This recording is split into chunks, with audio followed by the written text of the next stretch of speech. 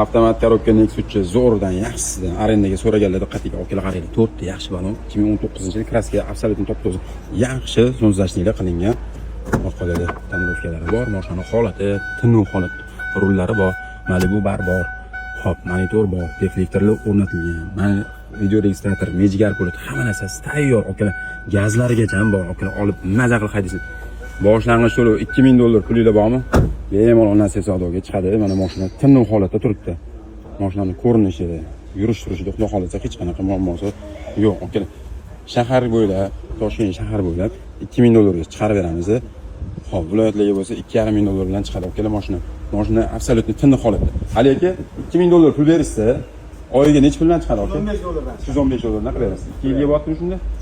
3 yilga $315 dan chiqadi. Okalar, ko'ringlar, mashina tayyor, olib haydaysizlar, hech qanaqa muammosi yo'q. Kraskasi top-toza 2019-yil.